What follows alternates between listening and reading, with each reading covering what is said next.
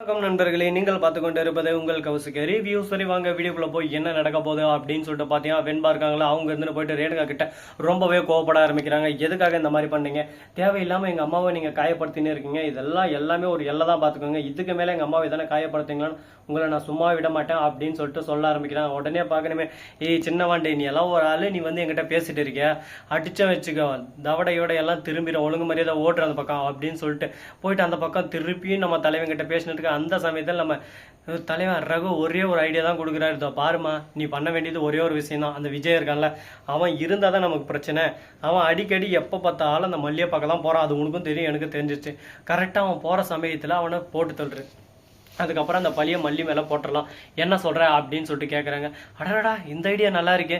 ஆனால் விஜய் போட்டு தரதுனால நமக்கு எதனா பின் விளைவுகள் வந்தால் ஒன்றும் வராது. கரெக்டாக மல்லிக்கு தேவையான எல்லாமே அங்கே இருக்குண்ணா. மல்லியோட ஃபிங்கர் பிரிண்ட்டு கரெக்டாக மல்லி எந்த பொருளில் கை வச்சுன்னு சொல்லிட்டு பார்த்துனே இருக்கு. கத்தி நார்மலாக காய் கட் பண்ணுறதுக்கு கத்தி எடுப்பால, அந்த கத்தி அவளுக்கே தெரியாமல் அது துணியில் அசாது எட்டுன்னு வந்து இவனை ஒரே குத்து சதுக்கு முடிஞ்சு.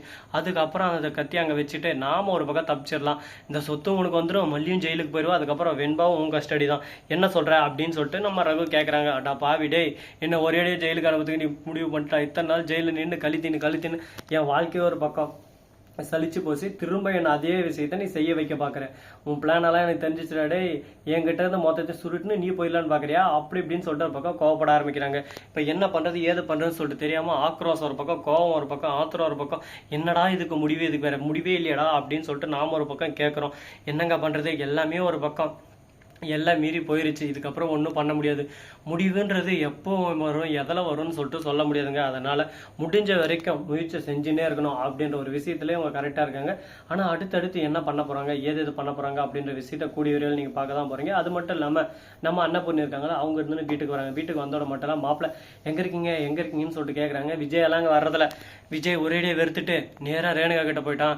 விஜய் எல்லாம் அந்த பக்கங்கடா வர மாட்டான் அப்படி இப்படின்னு சொல்லிட்டு சொல்லிருக்காங்க. உடனே பார்க்கணுமே, நம்ம விஜய் வந்து அசாத எகிரி வச்சு நம்ம மல்லிகிட்ட போறாங்க. அவங்க அக்கா வெளியே அப்படியே சும்மா அண்டங்காக்கா மாதிரி உக்காந்து எப்போ வருவேன்னு காவு காத்துனுக்குறா. நீ இருந்துன்னு இங்க வந்து நைஸா வர பாத்தியா, எல்லாமே உன் திறமை தான்ப்பா அப்படின்னு சொல்லிட்டு சொல்ல, உடனே பார்க்கணுமே அந்த இடத்துல அப்படியே சும்மா ரேணுகா உள்ள வர அப்படியே நம்ம விஜய் மறைஞ்சிடற ஒரு பக்கம். மல்லி எங்கடி என் விஜய்ன்னு சொல்லிட்டு கேட்க, உடனே நம்ம மல்லி எதுவுமே தெரியாத மாதிரி ஒரு பக்கம். என்னடி உனக்கு பிரச்சனை, நான் என்ன பண்ணேன்? விஜய் நான் என் ஜோபிலியா ஒரு பக்கம் வச்சுன்னு இருக்கேன், நீ உன் பாட்டுக்கு உன் வேலையை பார்த்துன்னு இருக்கேன். நான் அப்பவே எனக்கு விஜய் வேணாம்னு நான் சொல்லிட்டேன். ஆனால் நீ தேவையில்லாமல் ஒரு பக்கம் என்னை சந்தேகப்பட்டு என் விஷயத்தில் தலையிட்டுனே இருக்கேன். அதுக்கப்புறம் எனக்கு விஜய் தான் வேணும் அப்படின்னு சொல்லிட்டு நான் ஒரேடியாக சொல்லிட்டேன்.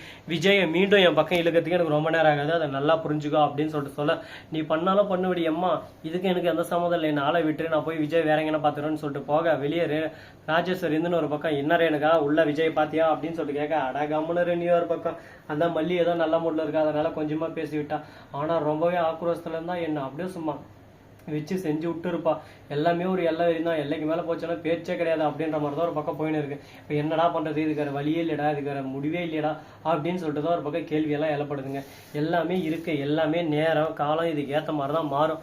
மாற்றம் ஒன்றே மாறாதது அப்படின்னு சொல்லிட்டு சும்மா ஒன்றும் யாரும் சொல்லலைங்க. அதனால முடிஞ்ச வரைக்கும் மாற்றத்தை நாம தான் கொண்டு வரணும் அப்படின்ற விஷயத்தையும் நம்ம தெளிவாக தெரிஞ்சுக்கணும். சரி, இப்படியெல்லாம் ஒரு பக்கம் போயிட்டு வந்தாலும் அதே சமயத்தில் மறுபக்கம் என்ன நடக்குது அப்படின்னு சொல்லிட்டு பார்த்தீங்கன்னா, கரெக்டாக நம்ம தலைவர் கதிரேசன் இருக்காருல்ல, அவர் வந்து வெண்பா கிட்ட பேசினிருக்காரு. இந்த பார் வெண்பா, நீ எதுக்கும் கவலைப்படாத, இந்த வீட்டில் உனக்கு எல்லா சௌகரியம் இருக்கு, நீ தேவையில்லாமல் ஒரு பக்கம் மல்லி வேணும்னு சொல்லிட்டு மல்லி கிட்ட போகிற வேலை வச்சுக்காத, நீ இங்கே இருந்துரு அப்படின்னு சொல்லிட்டு சொல்கிறாரு. உடனே நான் எதுக்கு இங்கே இருக்கணும், எனக்கு யார் இருக்காங்க, எல்லாரையும் என்ன கஷ்டப்படுத்துறீங்க, ஒரு விஷயத்தில் எல்லாமே என்ன கட் பண்ணுறீங்க அப்படின்னு சொல்லிட்டு சொல்லியிருக்காங்க. இதை கேட்டதை என்ன பேசுறது ஏது பேசுறதுன்னு சொல்லிட்டு தெரியாமல் நம்ம தலைவன் கதிரேசன் ஒரு பக்கம் கோவப்பட ஆரம்பிச்சிடறாரு. என்னடா இந்த அளவுக்கு ஒரு பக்கம் ஆவேசமாக கோவப்படுறான், நீ யாரா இவன் அப்படின்ற மாதிரி தான் ஒரு பக்கம் தோணுதுங்க. சரி, முடிஞ்சதெல்லாம் முடிஞ்சிருச்சு. இதுக்கப்புறம் பிரச்சனை என்ன வேணாலும் ஆகட்டும், அதை பற்றி நம்ம கவலை இல்லைங்க. வாழ்க்கையில் நம்ம ஜெயிக்கணும்னு இறங்கியாச்சு. இதுக்கப்புறம் நாம தான் ஒரு பக்கம் அடித்து ஆடி ஜெயிச்சாகணும். அதை விட்டுட்டு ஐயோ இப்படி நடந்தணுமோ, ஐயோ அப்படி நடந்தணுமோன்னு சொல்லிட்டு பதட்டம், பயம், இது எதுவுமே ஒரு பக்கம் வரக்கூடாது அப்படின்ற விஷயத்த நல்லாவே நம்ம சொல்லிடணுங்க. சரி, போனதெல்லாம் போச்சு. இதுக்கப்புறம் என்ன பண்ண போகிறோம் ஏது பண்ண போகிறோம் அப்படின்னு சொல்லிட்டு பார்த்தீங்கன்னா, கரெக்டாக நம்ம நிஷா இருக்காங்கல்ல, அவங்க என்ன பண்ணுறாங்க அப்படின்னு சொல்லிட்டு பார்த்தீங்கன்னா, ரேணுகா கிட்ட பேசணும் இருக்காங்க. இதோ பாரு ரேணுகா, சொன்ன விஷயத்த கரெக்டாக புரிஞ்சுக்கும்.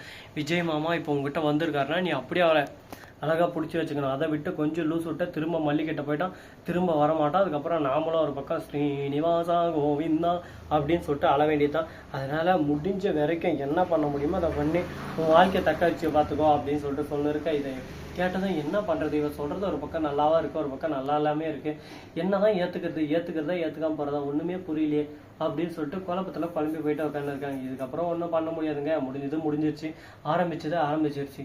அடுத்தடுத்து என்ன பண்ணணும் ஏது பண்ணணும்னு சொல்லிட்டு தான் நம்ம யோசிச்சாகணும். அதை விட்டு இதவே ஒரு பக்கம் திங்க் பண்ணிருந்தா நம்ம வாழ்க்கையில் வெற்றின்றது என்றைக்குமே வராது.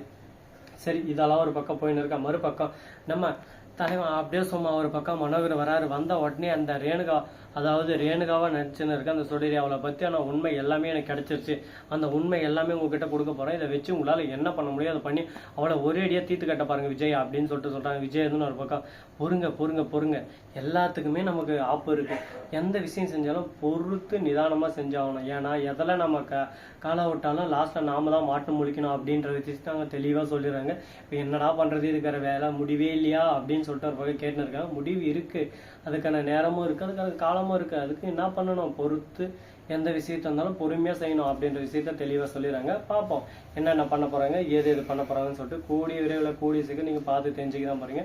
ஸோ நண்பர்களே, இந்த வீடியோ உங்களுக்கு பிடிச்சிருந்தா லைக் பண்ணுங்கள், கமெண்ட் பண்ணுங்கள், ஷேர் பண்ணுங்கள், டிங் பெல்லை தட்டி விட்டு போங்க. அப்போ தான் நாம போடுற அடுத்தடுத்த வீடியோ உங்களுக்கு உடனுக்குடன் நோட்டிஃபிகேஷன்லாம் வந்து கொண்டே இருக்கும். இன்னும் ஒரு 4-5 செகண்ட் 10 செகண்ட் இருக்குது, அது வரையும் நாம் சொல்கிறது என்னென்ன சொல்கிறோன்னு சொல்லிட்டு நீங்களும் கேட்டுக்கோங்க. தேங்க்ஸ் ஃபார் வாட்சிங். Tata see you. நன்றி, வணக்கம், வந்தனம், வருகை தருக. அது மட்டும் இல்லாமல் நம்ம சேனல் ஒரு கிவ்வே வச்சுருக்கோம். பார்ட்டிசிபேட் பண்ணுற நண்பர்கள் நம்ம சேனலை சப்ஸ்கிரைப் பண்ணுங்கள். தேங்க்ஸ் ஃபார் வாட்சிங்.